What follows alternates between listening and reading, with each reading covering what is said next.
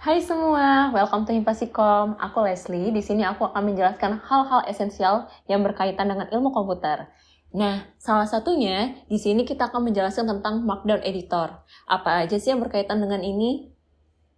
Nah, di sini kita harus tahu dulu apa itu Markdown Editor. Nah, Markdown Editor itu sendiri itu biasanya bereksistensi dan berformat .md. Nah, itu biasanya digunakan di GitHub file.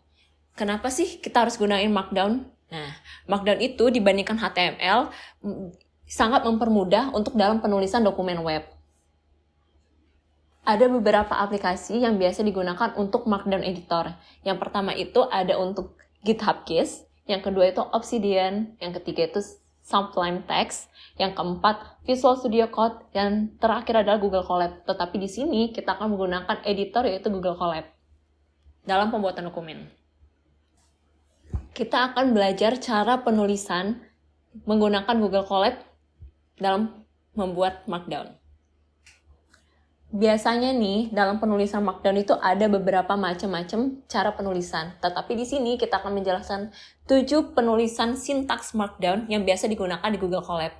Yang pertama itu ada header, yang kedua ada penulisan, yang ketiga ada gambar, yang keempat ada list, yang kelima syntax highlighting, yang keenam ada persamaan, dan yang terakhir adalah tabel. Yang pertama adalah penulisan header. Nah, header itu sendiri bantu dalam penulisan navigasi di Google Colab. Nah, header sendiri itu sangat membantu kita dalam penulisan title, judul, subjudul, ataupun subbab. Nah, cara penulisannya itu penggunaan tanda pagar. Nih, misalnya dalam penulisan judul, itu tanda pagarnya itu 1. Dia yang paling pertama. Jadi, tanda pagar 1, terus judul. Kalau misalnya mau nulis subjudul yang kedua, tanda pagar 2, terus subjudulnya. Kalau mau lebih subjudul lagi, itu tanda pagarnya sebanyak 3 kali, baru nulis subjudulnya. Pokoknya itu kesimpulannya kalau untuk dalam penulisan yang header ini, semakin banyak tanda pagar, semakin kecil juga penulisannya. Kalau untuk penulisan, itu ada 7 yang akan dijelaskan di sini. Nah, penulisan yang pertama itu adalah huruf tebal atau bold. Nah, huruf tebal sendiri itu diapit di antara 2 bintang. Nah, 2 bintang itu di sini maksudnya kayak ada 2 bintang di step yang awal, kemudian ada tulisan, terus diapit lagi dengan 2 bintang. Yang kedua, itu ada huruf miring. Nah, huruf miring ini step pertamanya underscore, lalu tulisannya, selanjutnya underscore lagi, atau bisa juga bintang, tulisan, dan bintang. Itu menghasilkan huruf miring. Yang ketiga itu ada huruf monospace. Nah, monospace ini cara penulisannya itu kita menggunakan backstick. Jadi ada backstick, tulisan, dan backstick. Nah, kemudian ada yang nomor 4 itu huruf dicoret. Penulisan dicoret ini menggunakan tilde. Jadi ada tilde sebanyak 2 kali, tulisan, dan tilde sebanyak 2 kali.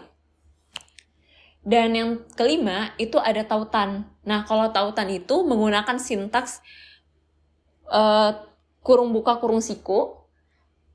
Jadi kurung buka dulu, tautan, tutup kurung siku, kemudian kurung buka biasa, lalu linknya, dan ditutup lagi dengan tutup kurung. Nah, yang keenam itu ada garis horizontal. Garis horizontal di sini menggunakan tanda strip sebanyak 3 kali. Nah, yang ketujuh itu ada penggunaan indentasi. Nah, indentasi sendiri itu digunakan untuk menjorok kalimat awal paragraf. Jadi lebih semakin menjorok. Nah, penulisannya sendiri itu menggunakan tanda lebih besar dari. Jadi kalau misalnya indentasinya sebanyak 1, itu lebih besar dari kemudian tulisan. Tapi kalau mau semakin menjorok, indentasinya sebanyak 2 kali, yaitu menggunakan tanda baca lebih besar dari sebanyak 2 kali, baru tulisannya.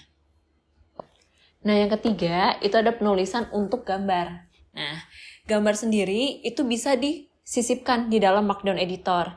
Nah, cara penulisannya itu bisa menambahkan tanda seru di depan sintaks.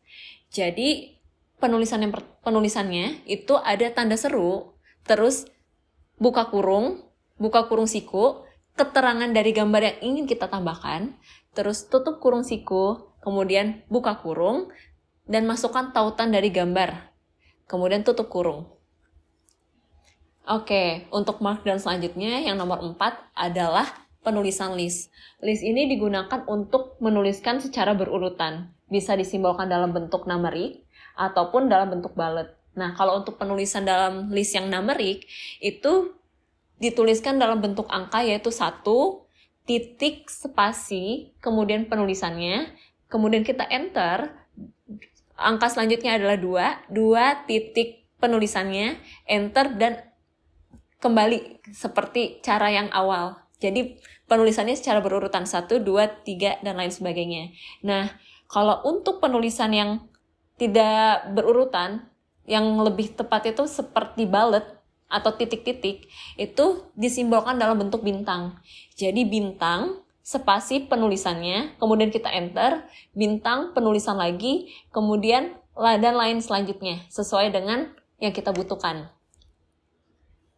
Yang kelima ada syntax highlighting. Nah, syntax highlighting ini digunakan untuk meng-highlight tulisan yang kita ingin fokuskan kepada pembaca.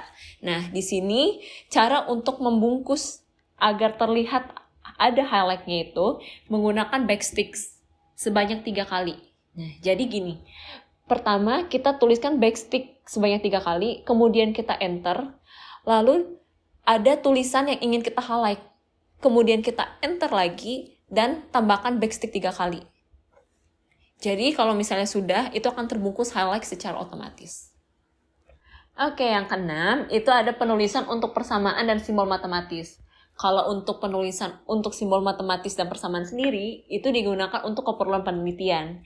Penulisan simbol matematis sendiri itu dilambangkan dengan pertama, penulisannya adalah simbol dolar, kemudian ada backslash, dan ada simbol matematisnya. Semisal di sini kita ingin memasukkan alfa, kemudian ditutup dengan simbol dolar, yang akan menghasilkan tanda atau simbol matematis dari alfa. Tetapi kalau misalnya yang kita ingin masukkan simbol matematis yaitu lebih dari 1, cara penulisannya yaitu simbol dolar, backslash, simbol matematis yang pertama, kemudian koma, ada backslash lagi, simbol matematis kedua yang ingin kita masukkan, kemudian ditutup oleh simbol dolar.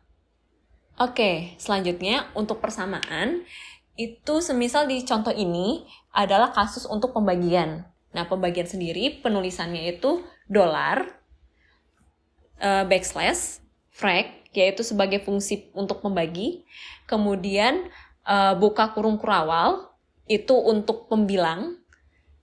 Ya, di sini kita menggunakan n faktorial dan ditutup dengan tutup kurawal dan buka kurung kurawal lagi untuk penyebut. Di sini kita menggunakan n dikurang k faktorial kemudian ditutup kurung kurawal. Sama dengan buka kurung kurawal n/choose.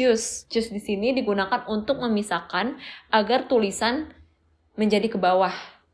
Dan kemudian kita ditambahkan huruf K dan ditutup kurung kurawal, kemudian ditutup dengan simbol dolar. Dan akan menghasilkan gambar seperti berikut.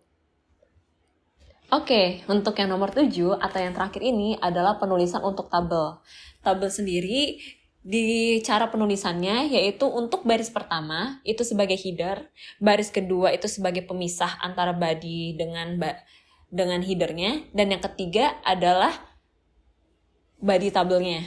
Oke, untuk cara penulisannya sendiri, di baris pertama itu digunakan sebagai header dari tabel, kemudian di baris kedua itu kita gunakan sebagai pemisah antara tabel dengan body tabelnya, dan yang baris ketiga digunakan untuk menuliskan body tabel. Nah, cara untuk penulisannya nih step by step-nya. Yang pertama adalah di baris ke-1, kita masukkan dulu nama dari headernya, nama header ke-1, nama header dari kolom ke-1. Kemudian kita masukkan vertical bar sebagai pemisah antara kolom. Kemudian kita masukkan nama header kedua untuk kolom kedua. Kemudian kita enter, Dan di baris kedua itu kita masukkan tanda strip sebagai pemisah antara header dengan body dari tabel. Dan kita enter lagi di baris yang ketiga, kita gunakan untuk menuliskan body dari tabel. Jadi kita di tabel baris ke-1, kolom ke-1, kita masukkan isi dari tabel itu. Kemudian kita pisahkan dengan vertical bar dan sebagai pemisah antar kolom. Dan selanjutnya kita masukkan body tabel baris ke-1, kolom kedua. Oke, itu tadi 7 sintaks untuk mengetahui cara penulisan dari Markdown. Sekian dari tutorial Himpasikom ini.